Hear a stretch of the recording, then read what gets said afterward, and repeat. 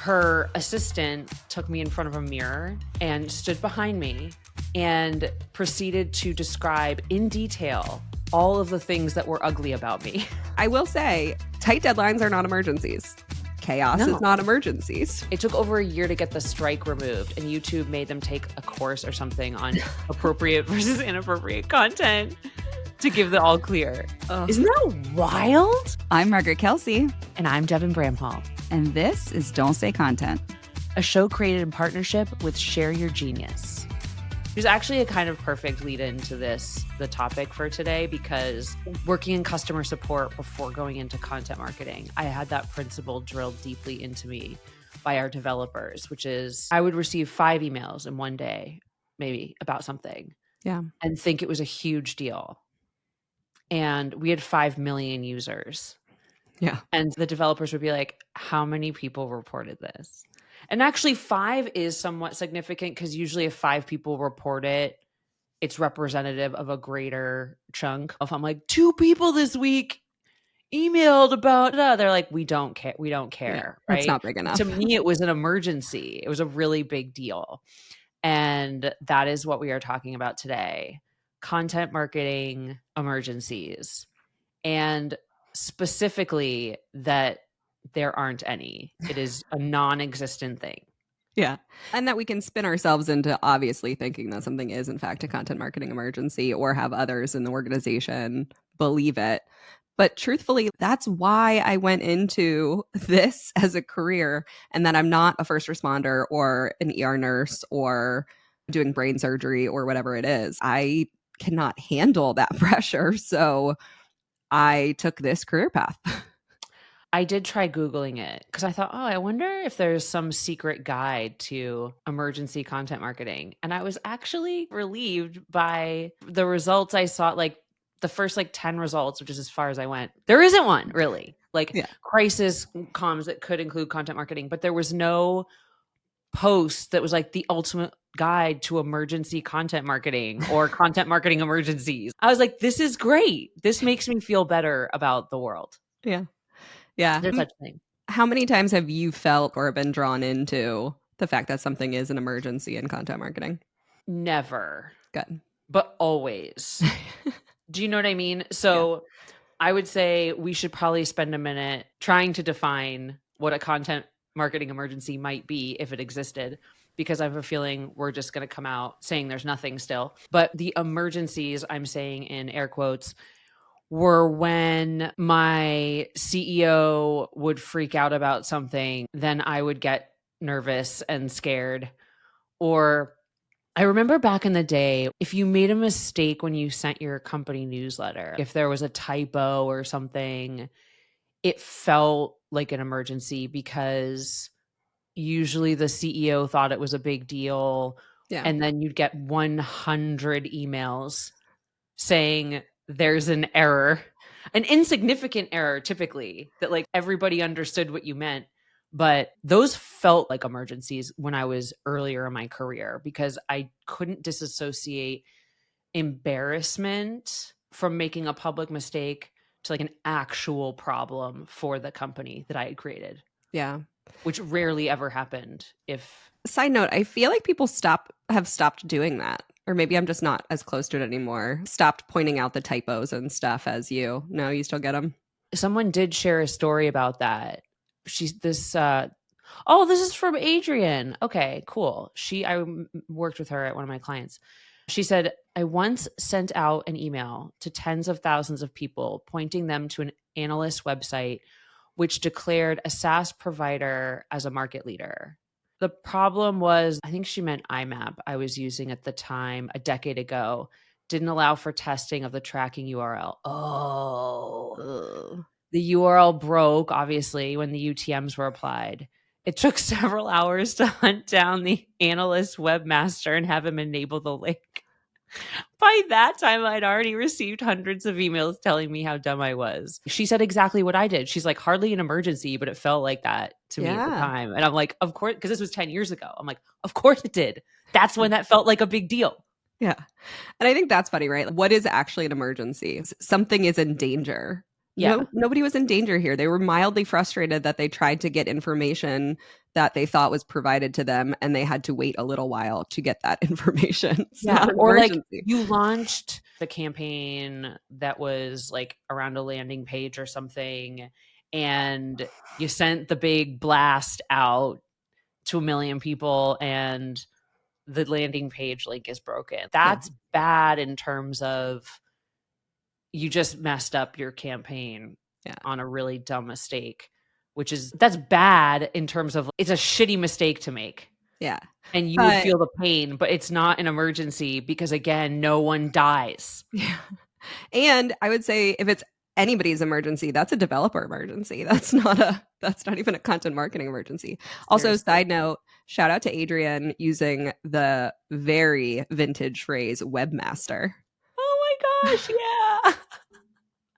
I haven't heard of a webmaster in quite some time. Also, she's young too. I think she's probably, I would say around my age, but I'm the oldest one in every room these days in content marketing. I think she's in her 30s. Like, she was doing some hard stuff Yeah. at an When early she was age. young. Yeah.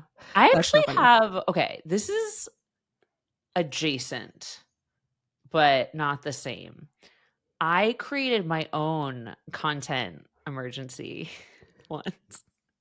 What did you do? This will surprise no one. It was my first job out of college. I was working for a high-end boutique in Boston because I wanted to become a fashion writer. And so I had done some fashion shows in my senior year, and I met this woman who, it was like the biggest boutique in Boston at the time, right? Really fashion forward, especially for Boston, but also in general.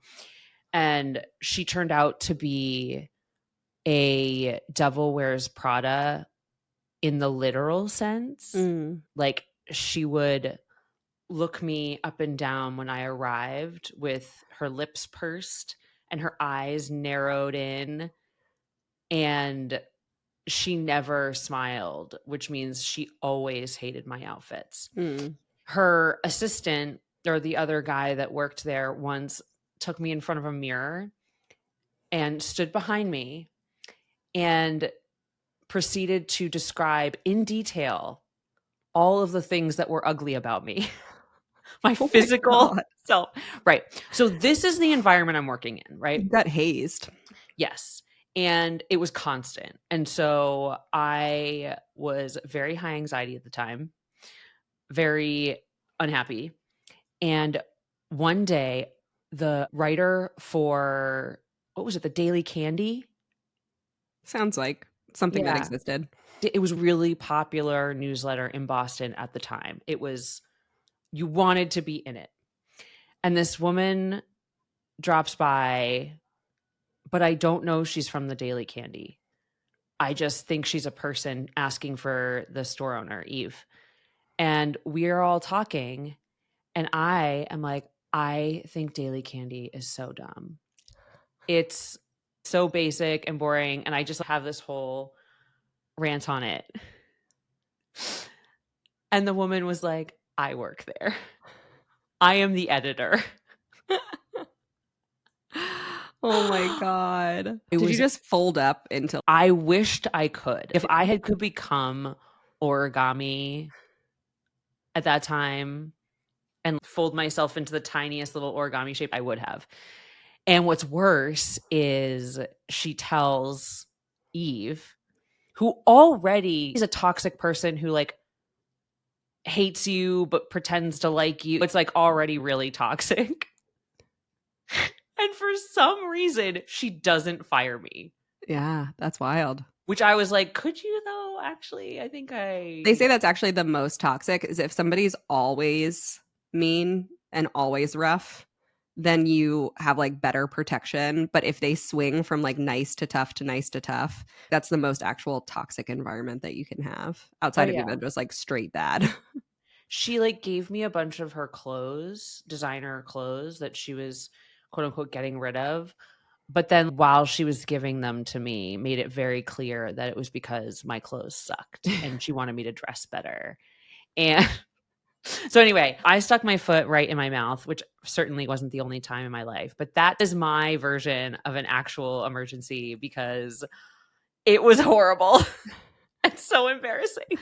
I think I might have shared this one before. When I was at Envision, we did this like design talk series, which was just a webinar. Yeah, and I sent out, we had like 2,000 people that would attend these things. They were so well attended and across the entire world. And I sent out the presenter link to all of those people. And so what I also feel bad is like when I join a webinar now, I'm like nervous that I, as a joinee, am going to be able to somehow speak on the line. I like go into like mute, double mute, because everyone that joined could speak on the line. I think it was everyone that called in via the phone. I think the link was fine, but if they called in with the phone to listen in, they were like live on the line and not knowing it. And then so That it was so happened to me. disruptive. Was it? That happened to me. It was, I think it was was it last year that I spoke at Inbound with Ashley? Yeah. They had this speaker call and I got Oh, on yeah. it. And I thought it was like automatically muted. So I just was like, and I wasn't even sitting at the desk because I figured I could just listen in.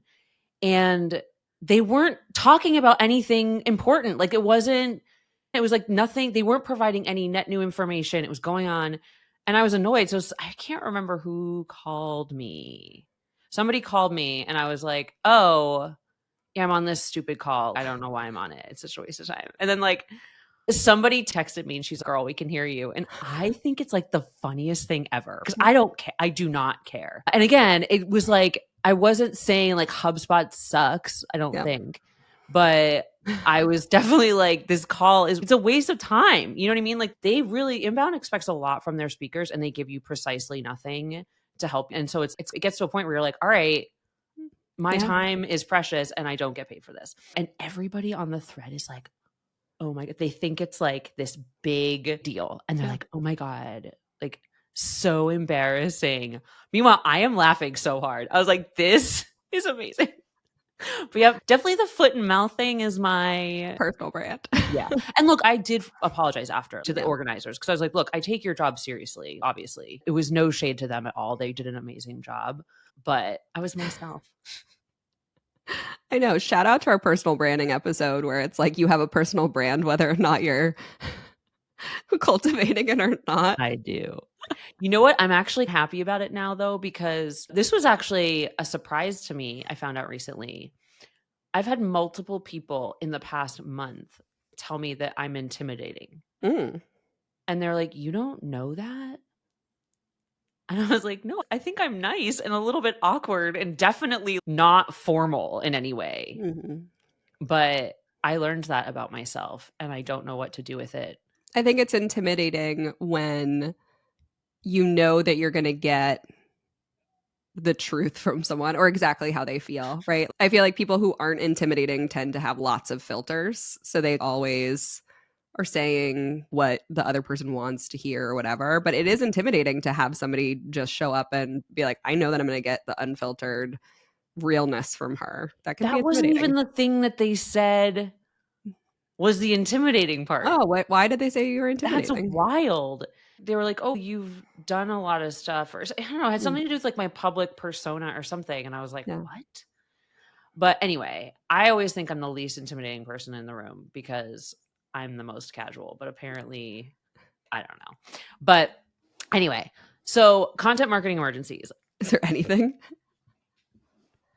Maybe if you're working at like a pharmaceutical company in content marketing, that might be pretty high stakes. I guess in this case, we would need to define what an emergency is.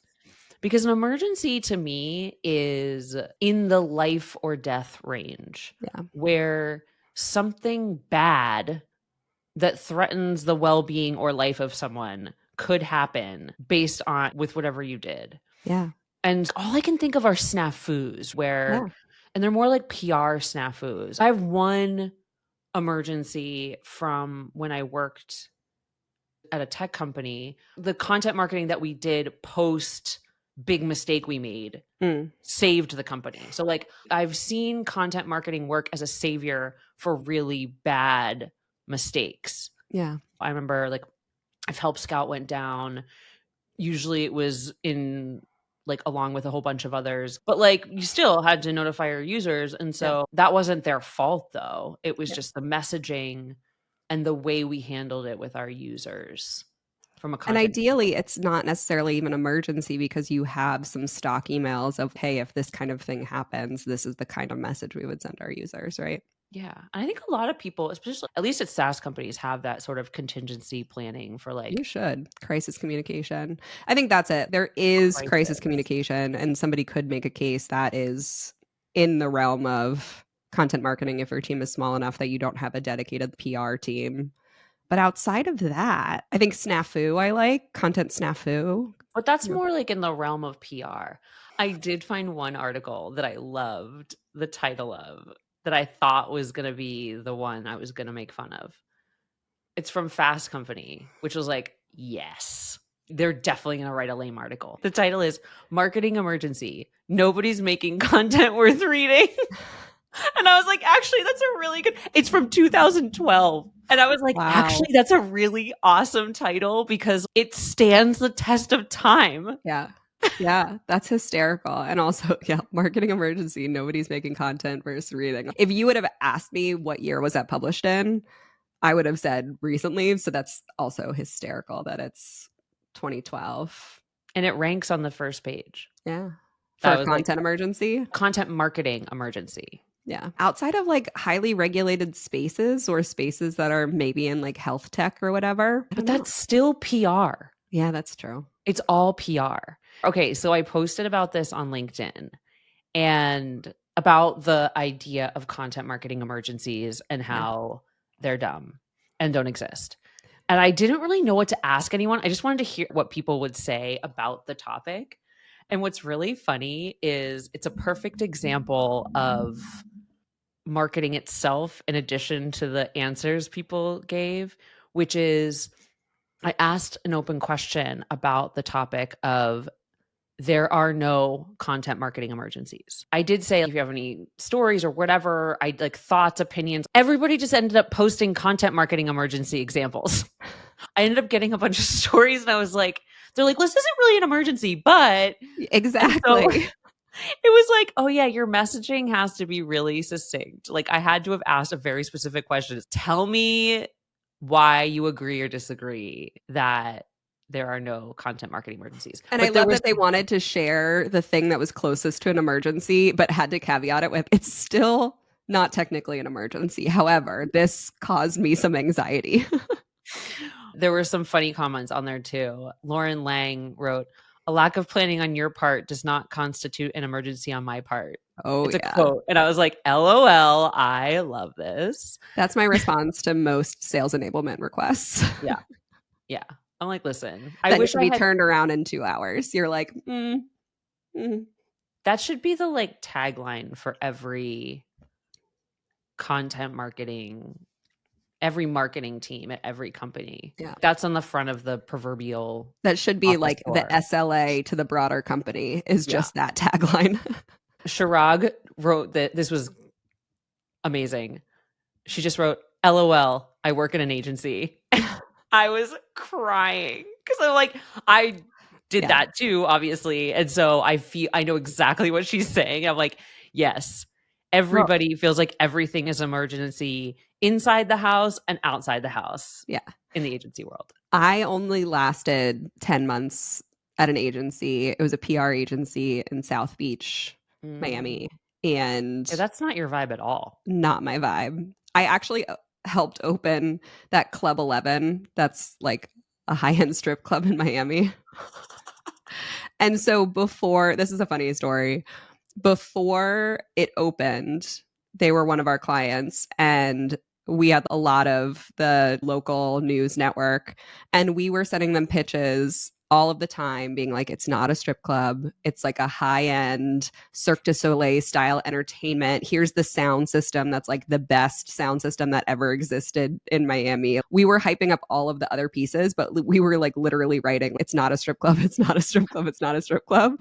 And then I find myself there on opening night and we have all the local reporters in and whatever. And it's like candy to the main stage, candy to the main stage. And I'm like 100% a strip club. with a great rooftop restaurant, but like an absolute strip club. That was when I would like looked around and I'm like, I need to get out of here. Like I cannot last. But everything What was is an emergency to your point, because it was like whatever client was most likely to fire us was the one that we paid attention to. It was so chaotic. Yeah. Also, I love what do you call that when you're like, we are not a strip club. We are like when you're Gaslighting. yeah, yeah. But there's a concept for if you have to say it that much, Yes. then probably you're a strip club. Yeah. And they like literally had a whole bunch of they had bussed in or flew in a whole bunch of like strippers from other areas for that opening night. I was like, we just literally told all of these reporters and all these journalists Can for you the last 6 months that it was not a strip club, invited them to the opening night to watch strippers. can you get in trouble for that? I don't know. If you're like legitimately a strip club and classified as such. I think you can call yourself whatever you want. I don't know. I don't know if you need a license. I don't know the legalities of strip clubs. If you I'm need gonna like a call myself a license, giraffe from now on. you can. I'll call you a draft too if you'd like. That's a great Intimidating, story. an I love that. intimidating giraffe.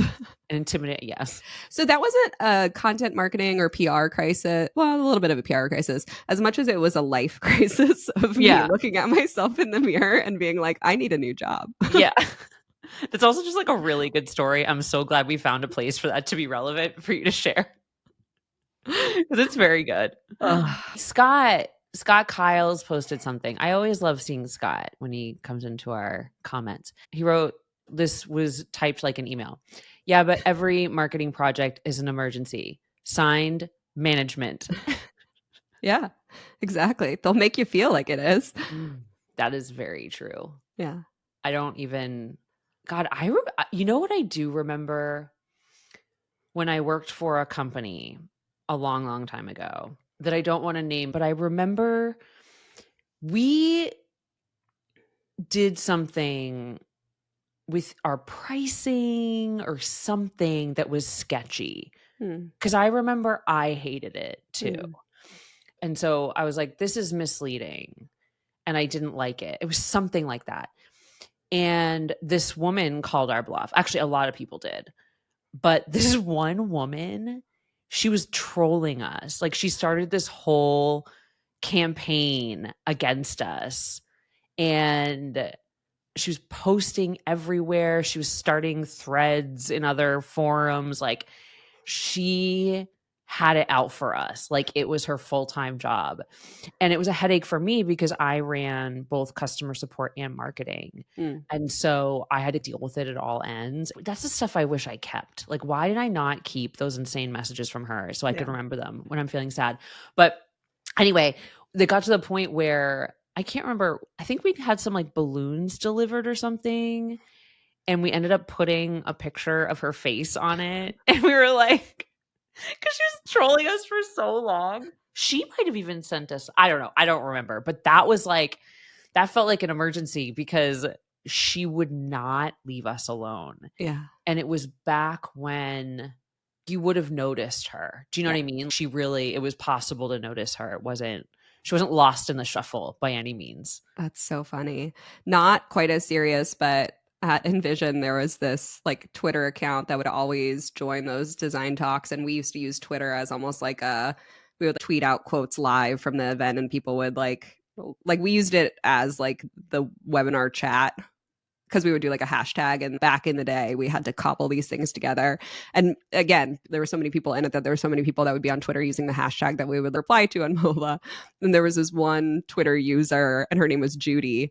And she was very engaged and very happy most of the time, unless you used an emoji. And then she would go off on how much she hated emojis and how stupid they were and how it wasn't real communication. And it was like so funny to see, like, I would watch it happen where it would be like somebody else on the webinar would comment something back to her and use an emoji. And I'd be like, no, not to Judy. You remember that time in content marketing though, when it was fun like that? You God, it did was so much actually have a fun. chance to get to know your users. Yeah. Like I miss those days a lot. That was some of my favorite times, like at Help Scout. Like it wasn't just me either, because the customer support folks, some of them were legends in the industry, Yeah. and or they just participated. And so it was like really fun. Like we'd go to this one conference put on by Support Driven, and it's small in comparison, probably a couple hundred people, but it was my favorite because you like people knew us there. They were so friendly and Yeah. fun. And you're like, oh, I've talked to you on Twitter before, or like wherever. Yeah. And I really do feel like that was the time when like content marketing could build a community. I'm not saying it can anymore, but I feel like we were at that beginning stage where we were just hacking together whatever tools and channels we could to create community rather than being like, oh, we need to do this and this. It was like, I don't know, I want people to be able to like talk to each other while they're on the webinar. And there wasn't really great functionality for that at the time. Let's just do a hashtag on Twitter and point people there. And people were also more willing to engage. And like, it didn't feel like these social networks that you had to have such a codified persona on them that people would just use them to communicate rather than like thoughtfully think about, does this fit with my feed or does this mess up my blah, blah, blah. People were just using them. Yeah. Sometimes I worry that the people don't know where to put me in their minds because I'm not consistent enough about the things I talk about. And then I'm like, oh, I don't care actually. So, and then I'm like, oh no, That's but that's not a content marketing emergency I need to solve. That's just oh my God, wait. I keep thinking about emergencies that are just embarrassing for me. I just thought of another one. This isn't really about content marketing, but it's content of me that was on the internet. Uh-oh. In college. I don't know if I like where this story's going. Oh my God. This is a funny story. Or I don't know. It's a story. When I was in college, I was friends with a bunch of people. And among those folks were art people. And one of them was a photographer. And he was like part of our group of friends. And he was doing This is going exactly where I think it's going to go. Exactly. Yeah, it is. It is 100% going there. So two of my girlfriends and I like agreed to do it. They were nude photos, obviously, because this story is exactly what you think it is. And I'd never done that before. And I really trusted him. He was professional. It wasn't weird. And so I was like, wow, this is going to be like really intense for me. I was terrified to do it. So of course I had to do it. And came out great. Went to the exhibit. The photos were really cool. He also gave me a disc of like 50 of the photos he took. God, this whole show is just nostalgic words like webmaster and disc. It was a CD, which I then uploaded to my computer because I had to use an external drive because Of course. it was a CD. So I had those files on my computer. Somehow, at some point, years later, like many years later, those photos were on Google Drive in Google Photos, and they were not private. And I was in Switzerland at one of my best friend's houses, and I was Googling myself for some reason. And I saw like the block. That's back when the block of photos of you showed up first. And I was like, there was only like 2 or 3. And I was How too old were embarrassed. you? Oh, I was in my 20s. Yeah. Oh my Like I was not, yeah, or maybe early 30s. I can't remember. No, late 20s. I like quickly clicked away. And then as soon as she left the room, I found those photos. I was like, we must. But I don't know how long they were up there because it was probably like an update to Google Drive. And they're like, oh, now all your photos are whatever, searchable. Yeah, the default is public unless you change the setting. And oh, that was another content marketing emergency, not nude pictures.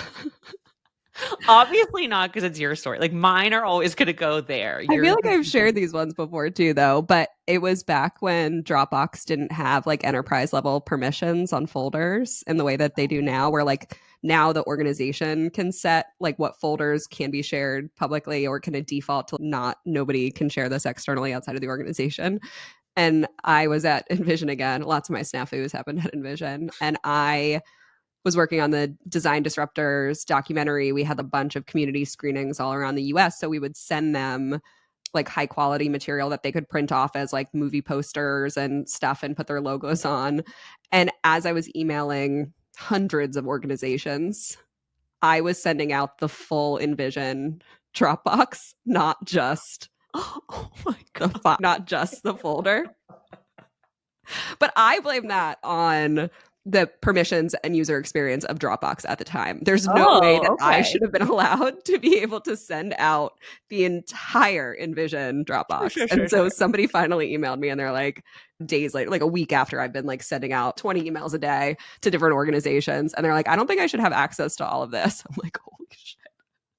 Did anyone at Envision find out?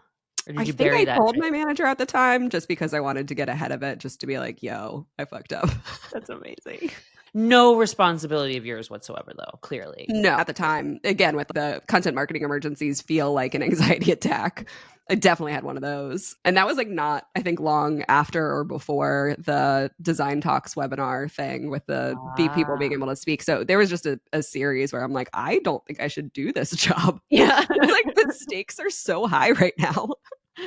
You're like, you really cut your teeth at Envision. Yeah, the wrong links just like mess up at a very large scale when you're managing very large programs. Okay, wait. I have a few stories that people shared, but also this made me think of another one that isn't an emergency. This is basically going to be the episode where we list a bunch of non-emergencies. But if you think about how we got to know each other better, it was through a mistake. So I was running animals at the time. You were at, I almost said Atlassian. Ooh, Apcues. And one of our writers who was working for y'all had plagiarized part of the article and we didn't catch it. Yeah. And we had checks for that. So we messed up like hard. And we like later on, like 6 months, like however much time later, Jay was interviewing you for his podcast. And I remember he gave me a heads up about it. He was really nice. Yeah. He was like, listen, I think he gave me an out too. I would never. Well, he interviewed you for that podcast too, right? It was like a co-interview. Yeah. I think he was giving me a chance to like say, please, for the love of God, don't, if I wanted to. But I was like, no, keep it in there. I think that's great. It's a good story. So that's almost a moment where content marketing saved an emergency by bringing that emergency into the public eye. Yeah. Because it was the way that I had handled it. Yeah. That won everybody's trust. And you and highlighted I think that for us. And that was the thing, I think, with your background in customer success and customer service. I think you knew that there's two sides to every conversation if there's something wrong. There's the person that says, this is a really big deal. And then there's the person that says, no, it's not. And if you're the person that like did something wrong or whatever, if you take the side of, no, this is a really big deal and I'm going to take this seriously and these are the things I'm doing, you almost like psychologically force the other person to be like, it's not that big of a deal. You know what I mean? And that's the thing. Like the air out of the room. The worst thing you could have done is show it up and be like, hey, this isn't that big of a deal. And then I would have had to been like, this is a huge deal. This is a huge deal for my company's reputation. This is a huge deal for our working relationship. By taking the side that this is a big deal, you almost like force the other person to be like, it's really not that big of a deal. Right. I don't even know which person to say this, first person or third person, but I think one of the things that's always been important to me is to be specific too. So it's not just saying, oh, this is a big deal, but like really list out for you how in detail I understand it's a big deal for you and our relationship. And then the second thing that has to follow that is action immediately. It was weirdly a situation that I remember fondly because the team at the time, it was like me, Haley, Andrew, I think Jimmy was even part of it too, but like we all hustled to fix this. And I remember Andrew completely rewrote the article overnight and just wrote a fresh article that was really good. Like we all came together to like within 12 hours have part of it fixed. And then that bought me some time with you to have a conversation, et cetera. So the action is a really important part. Just saying it only buys you a moment of grace. Yeah. You've then have to show up. Yeah, that's what my therapist taught me is that's a good apology is first, exactly the facts of what happened. Second, how you imagine those things made the other person feel or why that would be a big deal to them. And the third is that this is the steps I will take to make sure it doesn't happen again. And that's a perfect encapsulation of an apology. Yeah. Keisha Velasquez, who is a friend of mine who lives in New York, I love her. She was the only person I think that really answered my actual question, which is like share a reaction to this or an opinion or thought. And hers was basically she says, the thing that comes up for me is a desire for content to be included in early stages of campaign planning and strategy meetings. I've been on some teams where they don't think to include content until later in the planning and execution phase. Yeah. And so that creates not emergencies, but that is another adjacent example of, that creates a lot of like semi emergencies within your marketing campaign, because usually if you're brought in later than the very beginning, something's going to go sideways. Yeah, it's just chaotic, right? Yeah. And I thought that was a really good example, because Yeah. I think there's a lot of marketers that feel that way, that were like, oh, you brought me in a week before launch. Yeah, and I have 20 million assets to produce and create. Cool, thanks. And they're like, oh, and the executives are like, oh, but marketing takes 2 seconds. So Yeah, and we also haven't aligned on a tagline or our messaging or whatever. Okay, cool. Yeah, but I will say tight deadlines are not emergencies. Chaos is No. not emergencies, right? None of these things. I hope that people listen to this podcast, and if they have one, truly one, that's an actual emergency, I think we would love to hear it. Okay, so Mark Rogers, he used to work for Me Animals. Hi. Now works at Fresh Paint. And Fresh Paint it's hard for me to explain because it's too smart for me. But it's about maintaining privacy in marketing for healthcare type companies, making sure that you're following HIPAA rules and all that stuff. So kind of like it's Could be an consequential emergency. stuff, Yeah. right? You know what I mean? This is actually. And so he said a few months ago, there was a legal ruling that had a big impact on healthcare marketing. Marketing team at Fresh Paint dropped everything to talk to lawyers, formalize a point of view on the ruling, and publish a response. We were the first to market with a response and have heard from multiple new customers that a deciding factor in purchasing Fresh Paint was our content and point of view around the legal ruling. And again, like all of us, so it's not an emergency. But it was a tight deadline. Yeah. No, I think it's a good example of leveraging content marketing in an emergency situation within an industry as a means of supporting your existing users. And then the extra bonus for them was that they got new customers that way, right? Yeah. It was a great trust builder. And I think that those are like the news jacking of content marketing that I think is really cool. I remember when I worked for a personal organization app, one of the other personal organization apps closed.